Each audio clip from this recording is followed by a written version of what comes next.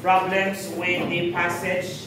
So talk about the passage, we are referring to the uterus of the woman. Under this discussion, we will be discussing several conditions to include your placenta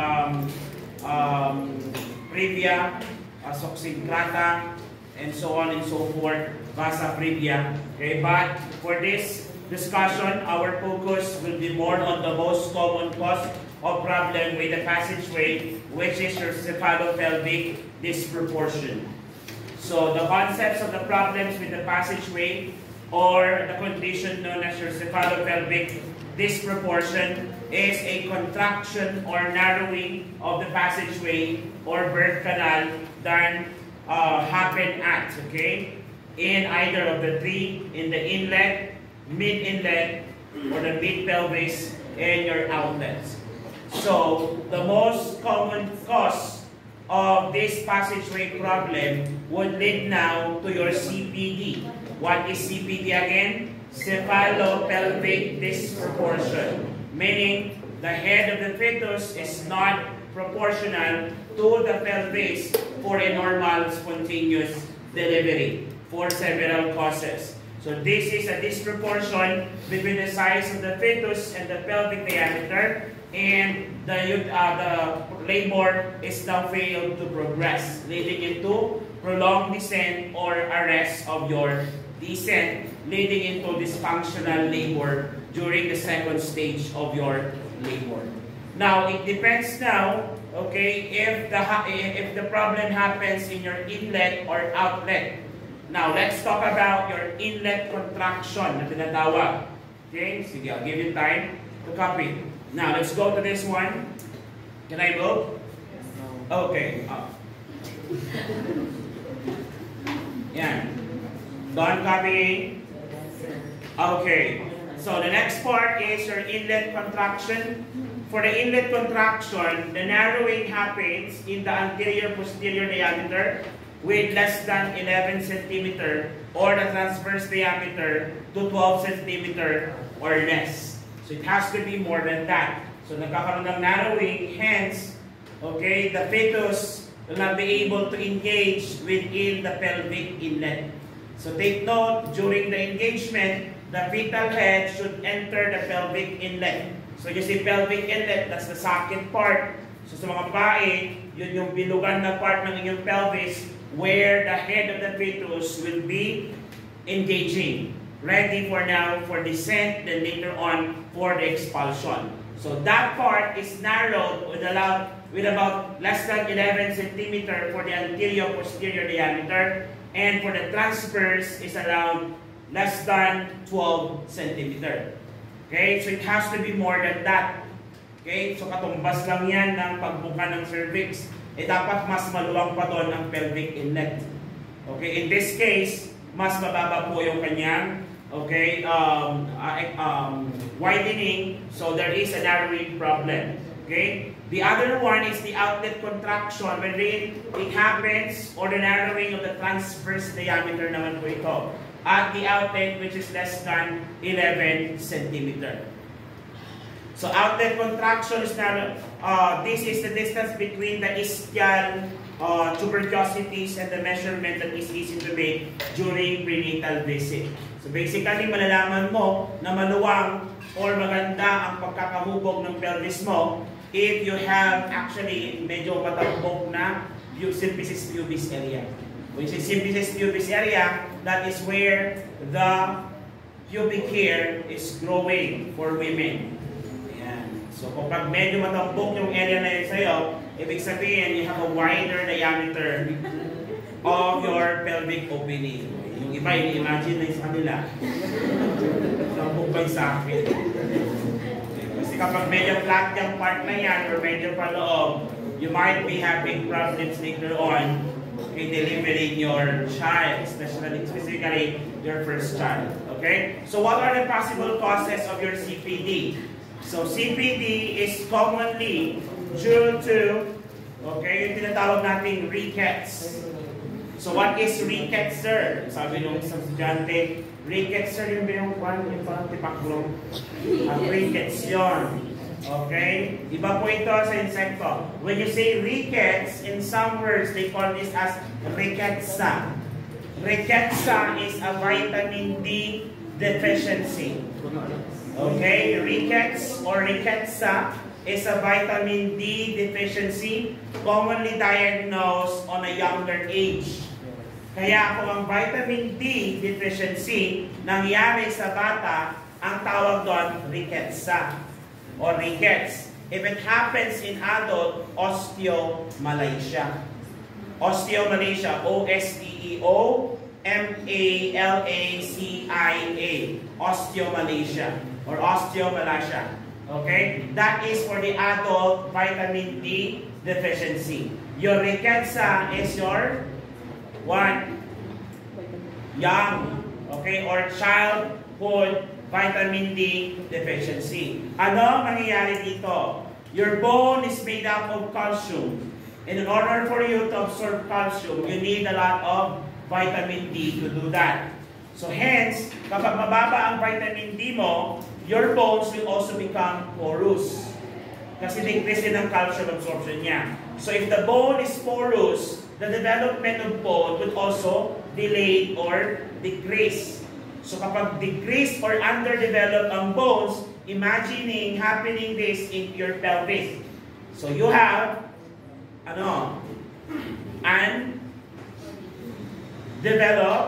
underdeveloped pelvis. So ang mga batang ito, madapa lang ng konti, pwedeng magka-fracture na. Madalas na pagkakamalan na victim of abuse because upon x-ray, kapag sila ay nagkaroon ng isang malalang fracture and they have to undergo tests, such as your x-ray, may multiple fracture sa katawan, yung bata, pero wala naman siyang history of visiting the ER. Kasi yung mga multiple fractures na yun, which actually healed fractures since they were young. Okay? Maliliit lang na fracture, kadalasan green stick. When you say green stick, nagkaroon lang ng crack yung kanyang buto. Dahil doon, nag-heal yun, nakikita pa rin sa x-ray. So, madalas siya na pagkakamalang abuse kasi nga, kapag ang bata is na-abuse, nagkakaroon ng ganong fracture. However, this condition is more on ricketsa. Nagkakaroon ng underdeveloped bone structure leading into a porous bones, easily breaking. Pas, kapag ang bata ay may ricketsa, hindi rin po siya masyadong tumatangkad. Kasi nga, yung bone niya is underdeveloped. Commonly, they develop yung mga signs na, alam niyo, parang nag-i-S yung mga buto niya. Have you sa KMGS, may isang case tayo ganon. Wherein yung babae, may ricketsa siya, parang gumagapang siya pa talikod. Pero nagkaroon siya ng jowa, kaya nagkaroon siya ng anak. If you try to do that. So ricketsa po ang tawag doon. So ricketsa cases in early development, kasi nga vitamin D ito, deficiency in early life. So kapag nagkaroon siya ng as early as young, mag-develop yung condition, then hindi siya nag-develop ng proper structure ng bone, hence leading into disproportionate pelvis.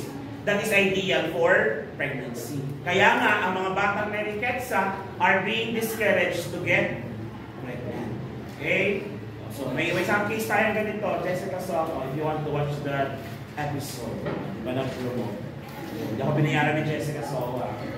So inherited small pelvis, nagkataon na ikaw yung babae na ang katawan ay panglalaki. May mga ganon. So yung pelvis nila, imbes na gynecoid, android. O kaya yung platypeloid. Okay? Na type of pelvis. Okay? And another one is common din ito. Okay? Pelvis. Sa mga primigabigas, fetal head normally engaged between 36 to 38 weeks of pregnancy. If this occurs before the labor begins, it is a proof that the pelvic inlet is adequate. Pero pag hindi nangyari, kapag sa 36 to 38 weeks kasi, dapat yung head ni baby, papasok pa sa pelvic inlet. Nalaman nyo si Leopold's number 4? What is Leopold's number 4? What do we check? The fetal attitude. It's the fetal engagement. After 36 to 38 weeks, dapat meron na tayong engagement. Kaya naalala nyo ito, McDonald's rule. What week kapag symphysis pubis? Fundus. 12 weeks between the symphysis pubis and umbilicus. 16 weeks at the level of the umbilicus. 20 weeks at the level of the xiphoid process. 36 weeks. Then bababa. Ano ba? Because the baby is trying now to engage in the pelvic inlet. Kaya nagdi-descend din si baby.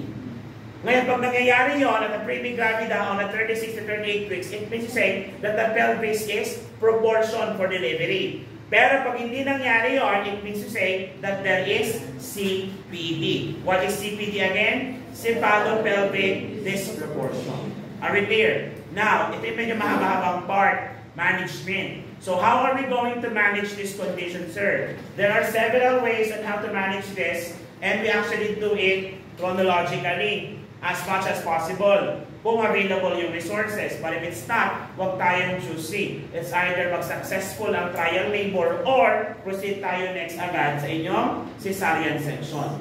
Pero kung may pagkakataon, may resources, at may trained naman na professionals, these are the things na pwede natin gawin. Number one, we are going to start your trial labor. Pag sinabi natin trial labor, the woman will proceed with the normal spontaneous delivery if she has an adequate inlet measurement and a fetal lie is positioned and are good. How are we going to measure the pelvic inlet? It has to be done prior to delivery day. So kailangan alam na po natin ang measurement ng pelvic inlet ng babae prior pa sa trial labor day. Okay? Continuous as long as descent of the presenting part and dilatation of cervix continues to occur. Ibig sabihin, dapat nagkaroon ng descent or engagement. If there is no descent or engagement, it could be a factor na hindi natin pwedeng ituloy ang trial of labor. Question, can you do trial of labor if the cervix is still closed? No. Kasi dapat isang factor ng labor is dapat meron tayong cervical dilatation. Are we clear? Yes. Okay? So those are the things that I natin consider. Ano pa, sir? Can I proceed? Nasa module niya rin ito. Hindi nga lang lahat. Kasi pula. Of course, I have to do my readings. Because if I'm not, I'm going to be able to explain what is clearly there. Kasi pulang-pula. Lalo sa mga placenta mamaya, daming pulang. Na? Okay, continue tayo. Still part of the management of trial labor, you have to monitor the fetal heart sound and uterine contraction continuously. At least how many hours during the start of labor? So in-induce mo yung labor, tama? Trial labor. How do you do this? Induction of labor. Can you use oxytocin? O nalala nyo si induction of labor by oxytocin? So ito yun, trial labor. Try natin. Pag-laborin natin si mother. Total 36 to 38 weeks naman na. May descent naman para maluwang naman ang kanyang pelvis. I think pwede mag-descend yung baby. So pag gano'n, pag natin bumababa, di ba kapag malapit na mga si baby mother, imbes na paumbok, medyo papulen-pendulo, pababa na yung chan. Lumalay-lay, para sa'yo sir. Okay, napapansin niyo ba yun? Alam na alam ni sir kasi baka marami na nabuntis. Baka marami ng ama. Maraming panganay. Lahat panganay. Yun yung contraction yun. So monitor natin as the progress of labor begins. Why? Because during the labor process, continuous contraction may occur. Can it affect the fetal status or well-being? Yes. Kaya always observe for possible signs of fetal distress after you induce your labor. Okay? The next, another one. Urge the mother to void every 2 hours. Why is that, sir? Because a full bladder may impede the descent. Baka naman kaya hindi bumababa yung baby kasi nga masikip yung dahanan. Bakit masikip yung dahanan para mag-descend? Kasi nga inoccupy ni bladder or full bladder yung space. So basically, we want them to perform or do your voiding so that the size of the bladder will decrease and it will accommodate the descent of the uterus. Are we clear? Yes. Kaya nakikita nyo in the delivery room, when they do IE, especially if you have duties somewhere out there. Did you? Thank you, Jen. Or hindi ko alam kung paano ginagawa nila sa baba, sa bandang mainit. O, di ba? They do catheter. They use straight catheter to empty the bladder, isn't it? Yes. Kasi nga, baka yung bladder ang dahilan kung bakit hindi makapasok yung ulo ng baby sa pelvis. Kasi hinaraman yung daan. Nag-create siya ng traffic inside your magulong abdominal area. Kaya tiyatanggal natin yung excess space na yon in order for the fetal health to engage inside the pelvic inlet. That's why you advise the mother to avoid every 2 hours. Are we clear? Yes. Kaya naka-highlight dyan. Very important yung details na yan. Another one, assess for fetal heart rate after rupture of membrane. Why? Why do we need to do that?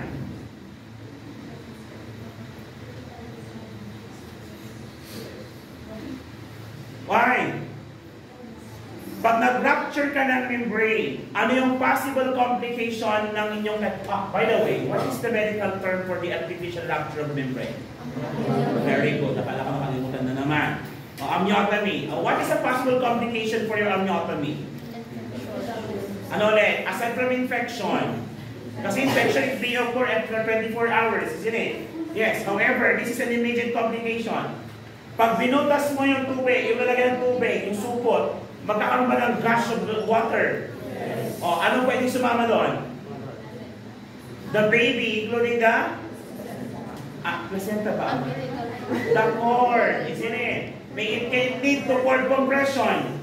Naalala nyo yun, yung cord, pag sumama siya na unang nag-reset, pwede ba maipit ng ulo ng baby? Yes. Causing the compression may lead to hypoxia. Then, hindi niya may release ang carbon dioxide. Carbon dioxide will remain in the fetus, leading into fetal acidosis. You still remember that? Dapat tandaan nyo, huwag nyo nakalimutan, okay? Kasi lahat ng i-discuss natin dito may connection, okay? So, assess the fetal. If the fetal head is still high, an increased danger of prolapse cord and anoxia to the fetus may occur. Okay? Kasi nga, magkakaroon tayo ng cord compression. And I believe, nas-explain ko na sa inyo kung ano yung cord compression, isn't it? Sige, review tayo. What should be the position of the mother kapag may cord compression tayo? Position ni mother pag may cord compression or possible cord compression. Possible din ito ginagawa pag umbilical prolapse. I-miss pala natin yun, di ba? Ano? Knee chest position. Ano pa? Trendelenburg. Pwede ba? Yes, we're going to shift the gravity towards the head part of the mother. Para si baby, gumanon din. Tapos yung tubig, bababa. Then yung compression, luluwa. Para yung oxygen delivery, tuloy-tuloy, while the mother is being prepared for a possible cesarean section. Okay? So, dapat tignan po natin yan, lalo kapag nag-artificial rupture tayo. Then after 6 to 12 hours, no adequate progress of the fetal distress and fetal distress is being observed, then schedule for cesarean birth. Schedule for cesarean birth. Then emphasize that do not overstress that their baby should be born vaginally. Okay? So dapat, importante na may panganak si baby vaginally. However, huwag mong ipilit kung talagang may factor na that inhibits the child or the fetus to be delivered vaginally. For example, hypoxic na si baby as indicated by the fetal bradycardia. Ipupush pa ba natin ang inyong maternal delivery? Hindi na. Kasi take note, it will only take 5 minutes at least para magkaroon ng brain anoxia. Brain anoxia is the brain tissue no longer receiving enough. Would that lead into possible brain death? Panganak mo si baby, possible may pulso, pero wala na palang utak. Wala na palang function yung utak. Am I right? Yes. Yung tinatawag nating brain death. Would that be possible? Yes, if hypoxia occurs. Then explain that cesarean birth is necessary in this case. Sunod-sunod yan ha. From the induction of labor to what we'll do the next. Kailan ulit tayo mag-amniotic rupture?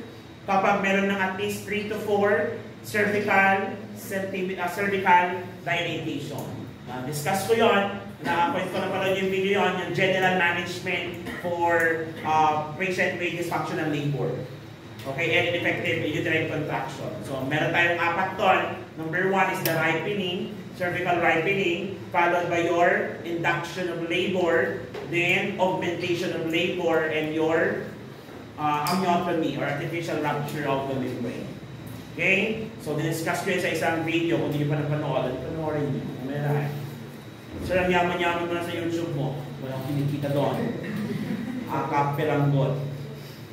Kung may laking kinikita ko doon, nandito pa ba ako ngayon? Baka nandun ako nagta-travel. Meron. So, ito na nga, guys. Para, di ba? Ito na naman yung umpisa eh. Yung una, meron pa silang team. Nung medyo sumikat na, wala nang team. Lifestyle na lang. Meron. Pati yung pagkain, video na. Yun ang mga gusto mo kanina. Sige. So that is your management via labor. Ngayon, okay, pwede naman natin gawin yung tinatawag na external cephalic version.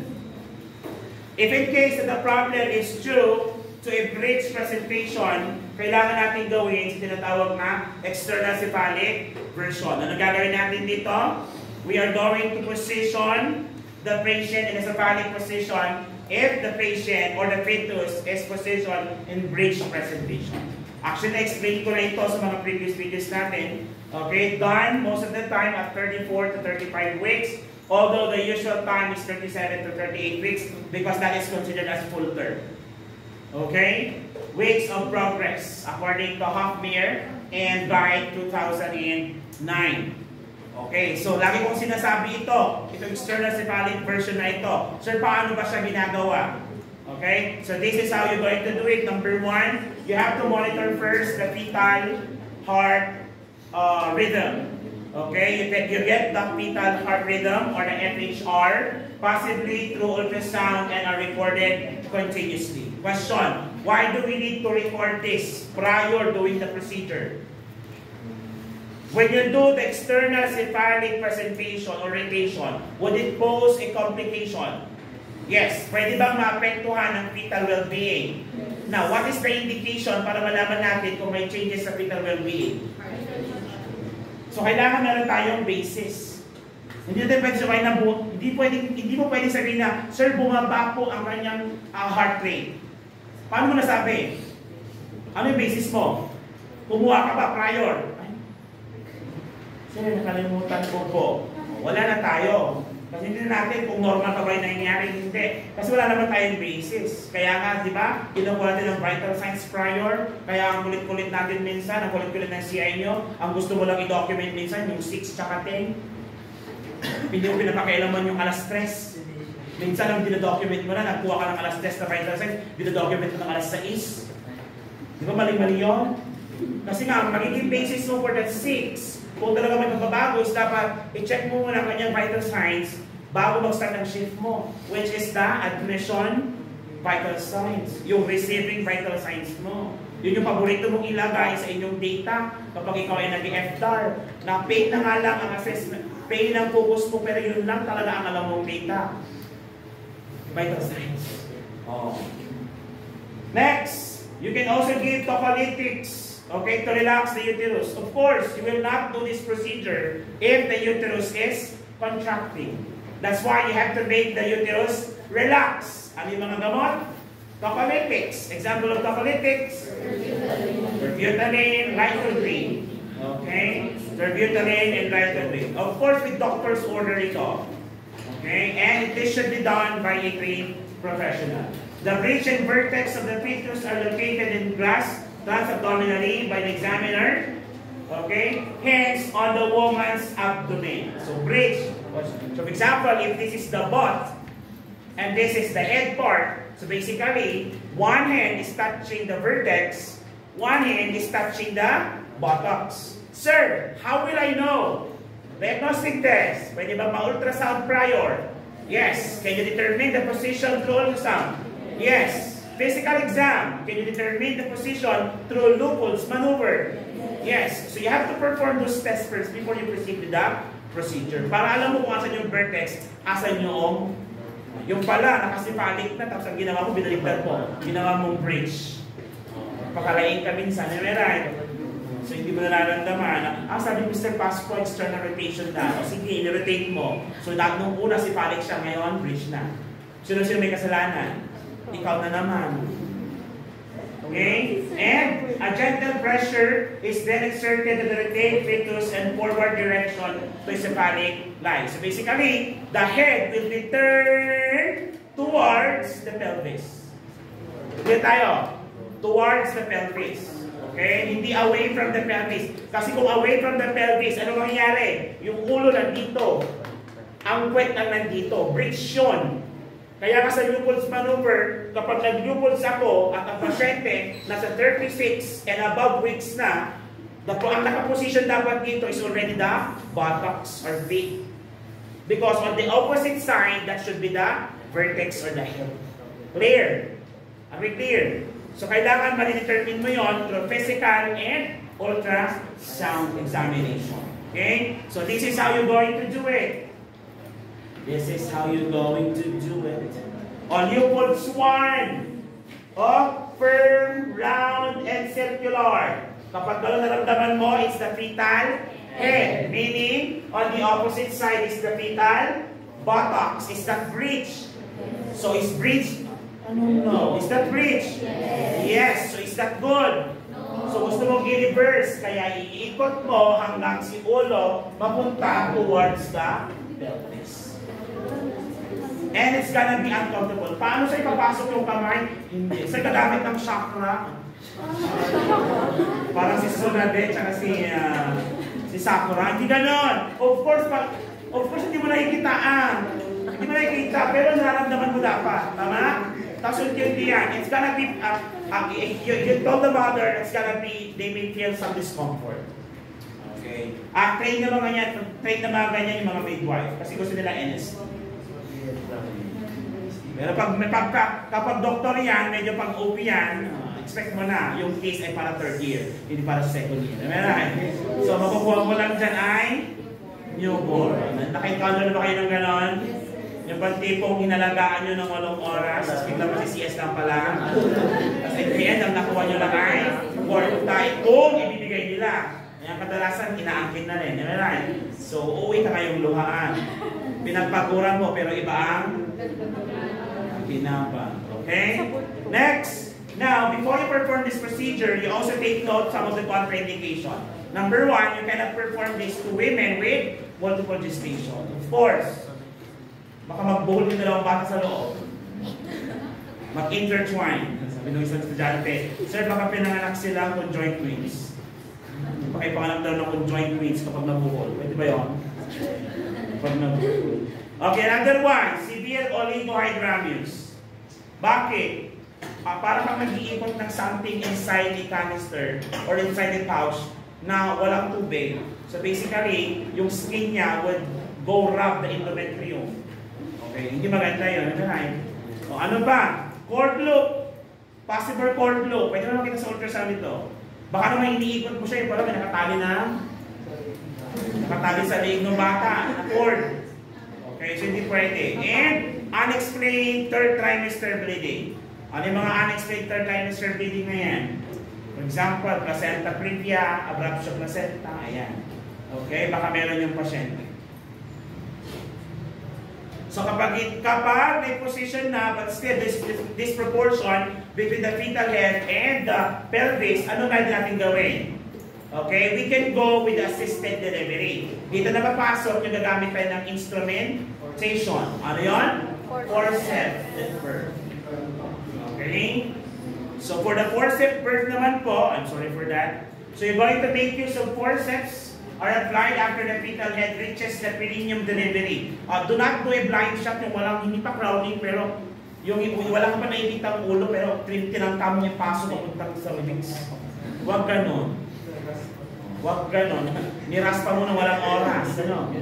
Okay? Dapat meron ng indication for forceps delivery. So you're going to make use of your centrical forceps. Are steel instruments constructed of 2 blades that slide together at per shot and form a handle. Sabi ng estudyante, hindi ba maputol yung ulo? Bakit? Kasi gumamit ng blade. Medyo, ang utak ng batang yun medyo huwapal niya. Of course, hindi yung matalim na blade until the grade giant. Okay? Then, by the way, it can lead to possible complication like rectal sphincter tear. Take note na ang vagina ng babae and the rectum is only separated by a thin layer of skin. Okay? And muscle. So kapag yan ay nasobrahan na na-stretch, pwede magkaroon ng fistula between the anus and the vagina. O sinabing fistula, may butas or connection between your anus and vagina. So pag tumae ka, may lalabas na tayo sa bebe. Ganon. Fistula yun. Pag hindi na-repair ng masyado. So due to those two tear. Then, it will lead to dyspareunia. What is dyspareunia? Painful urination and ano daw? Defecation. Intercourse pa daw. Alright, anal incontinence. Anal incontinence. So kung yan yung mga contraindications natin, ano naman po yung mga indications? For the indications, it includes prolonged second stage of labor. Pag medyo mahaba-haba na yan than usual. Fetal distress. Malposition of the fetus. Maternal exhaustion. Pagpagod na si mother umiri. And maternal medical conditions. If the mother has other comorbidities. Ano yung mga comorbidities during pregnancy? Example of comorbidities. Hindi nyo naintindihan ang comorbidities. Pag sinabing comorbidities, conditions that existing together with the pregnancy. Ano yung mga comorbidities na yan? Diabetes, heart disease. Yan. So kapag may mga ganon, pwede tayo gumamit nitong procedure na ito. Okay? That is the indication. So how to apply this one? So ina-apply po natin ang inyong forceps birth, either low forceps birth, wherein it indicates that the fetal head is 2 station positive or more. Alam nyo na yung 2 station positive or more? Ibig sabihin, 2 finger breadth above the ano yung buto? Symphysis pubis? Ano yung butong yan? Yung station 0, ischial spine.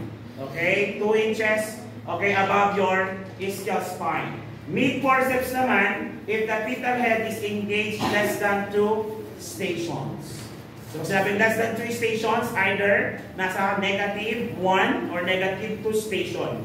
Or, nandun sa station 0.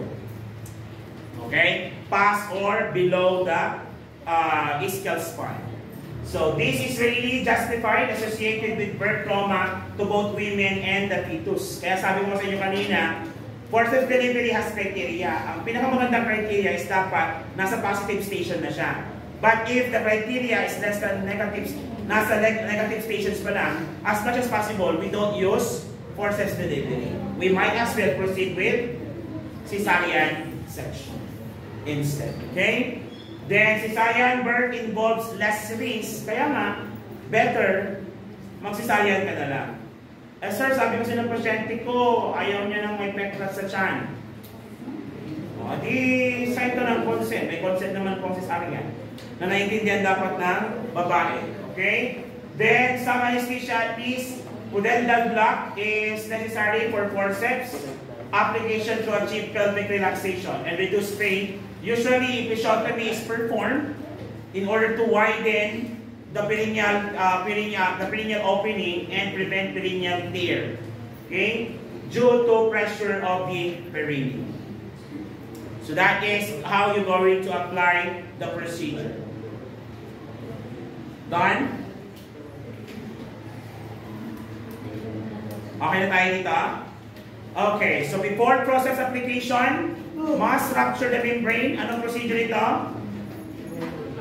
Amniotomy. Okay? CPD must not be present. Cephalopelvic disproportion should not be present. Cervix must be fully dilated, at least 8 to 10 centimeter. Women's bladder must be empty. So the women's bladder must be empty. So you can do straight capitalization, or you may ask the woman to void. However, you don't ask the woman to void na sa CR kung ang kanyang cervix is already fully dilated. Baka may panganak siya sa toilet bowl. Parang sino na yun? Yung movie ni Eugene Domingo. Dora. Ang tinding si Dora. Kimi Dora. Yung medyo may sinusin 2 part pinanganak si CR. 1 week after pinanganak ng auntie. Pambal sila pero magkaibang araw. Okay? So procedure natin, anesthesia is done. You position the mother, lithotomy. Again, epidural o local anesthesia ha. Pag epidural, dito sa likod, local dito sa may vaginal area. Okay? Epidural, mother can still move and bear down. While spinal, no longer feelings. No longer feelings. Sa pakit na English ko doon. No more feelings. No more sensation. Pakit na English ko doon. Positioning, lithotomy. Siguro naman ayaw nyo ang position ng lithotomy. Sabang-sama na kayang last sem. Am I right? Baka yung iba sa inyo kayo pang gumagawa. Lithotomy. Then assessment. Baby's position and ensure that the forceps can be safely placed around the baby's head. Cervix is fully dilated and baby's head is low enough to the birth canal, at least positive to station above the ischial spine. Then the forceps will be applied. Then delivery is conducted. Okay? So apply the baby's head and gentle traction applied during. So nakikita nyo sila pag napapanak, di ba? They really use their weight to pull the baby. Ano pa rin yan? Dalawang parang sandok. Pasok sa vagina. Pasok. 1 here, 1 here. O hindi pa datan dito. Nakapit. 1. Tapos, cross, hila. Parang bicycle, gano'n. Yes, kaya at the end of the procedure, nag-iwan siya ng mark sa baby. Yes, meron siya noong parang payu.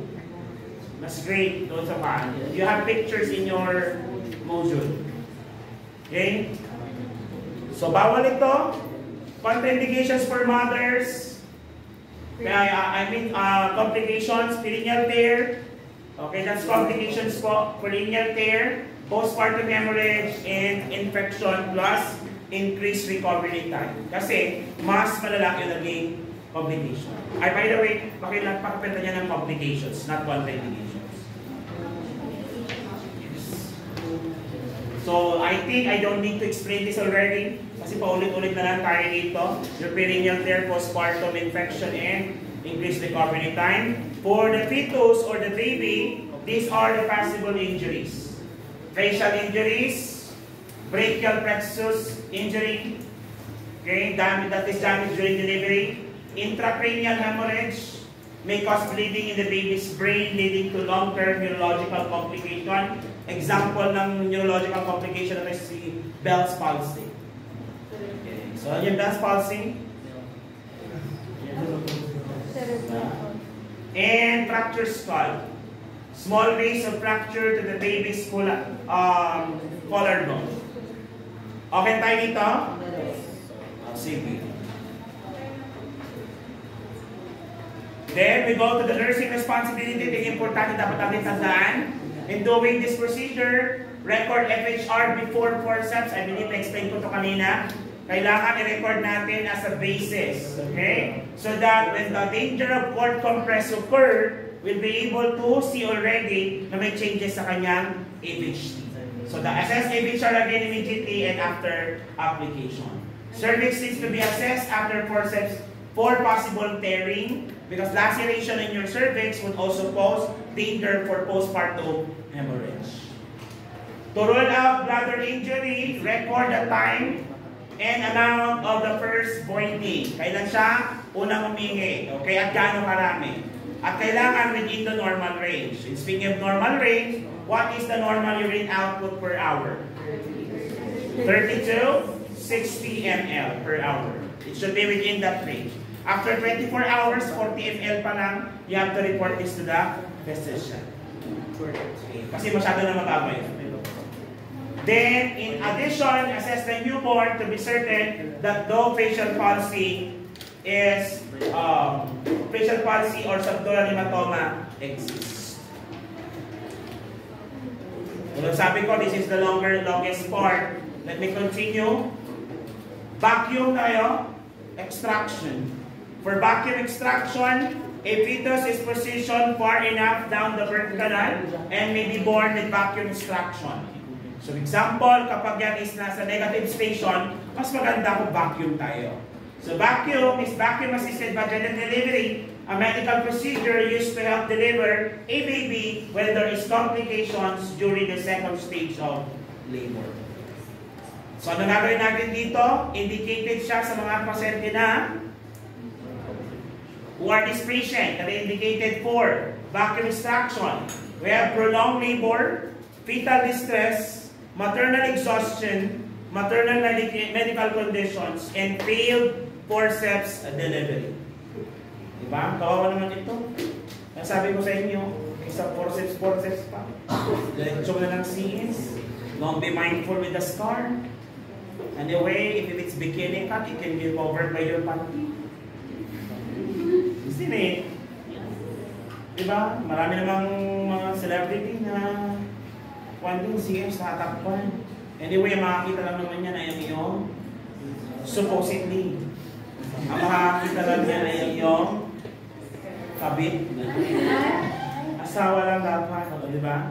So the procedure naman, with regards to your vacuum, is ganun pa rin. We need to apply anesthesia, local or epidural. Okay? Depending on the situation, in some cases, we may be also using anesthesia general. So yung magtulog yung pasyente, totally wala siyang alam sa kung ano mangyayari sa kanya within the OR table. Okay? Position pa rin dito is lithotomy. Then, kailangan pa rin natin. McRoberts position. Ano yung McRoberts position or maneuver? Nakita nyo na ito, yung ididikit, yung sabi ni midwife or nurse, Mother, kayang mo pa. Papaluwangan, tapos yung tuhod niya halos dumikit sa tiyan. Naray nyo ba yan? Nakita nyo ba yan sa area? Parang hindi naman. Parang nakatitik lang kayo dun sa vagina. Yung position ni Mother, ang tawag doon, McRoberts maneuver. Yung ngay, ipiplex niya yung kanyang tuhod papunta sa tiyan niya, tapos habang niluluwaman niya yung kanyang pagkayak. Okay? Placement of the vacuum cup. Gently places the vacuum cup in which the made soft plastic onto the top of the baby's head. So kailangan talaga to posterior, dapat to occipito anterior position. Traction applied, pulling on the vacuum when the mother pushes during contraction. The goal of this is to guide the baby's head down to the birth canal with minimal force. And the delivery when it comes next, a baby sense emerges and the vacuum cup is carefully removed. Then you're going to deliver it manually using your hands. I believe you have observed this if you have watched the movie Three Idiots. Yeah, that's part. This is actually the form of delivery na ginamit nila. Okay. Using an improvised inverter because there is power interruption during that time. And a typhoon, which is the inverter is called virus, named after their professor. Okay? Then the baby is checked immediately for any complications after the surgery. So what are the possible risks in using this form of delivery? Recent complication tayo.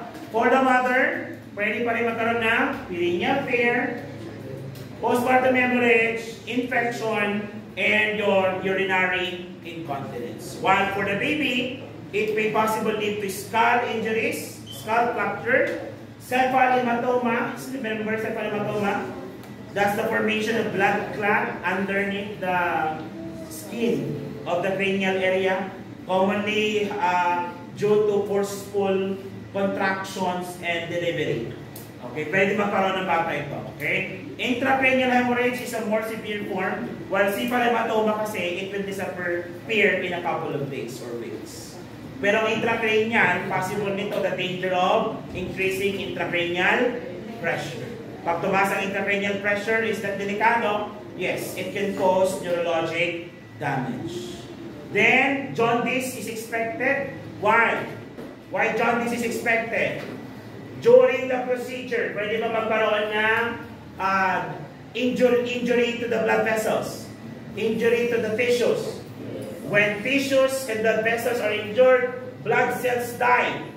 When blood cells die, specifically RBC, breakdown of RBC leads into increased bilirubin. Increased bilirubin in blood or your hyperbilirubinemia may increase the pigmentation in your skin, which is manifested by your jaundice.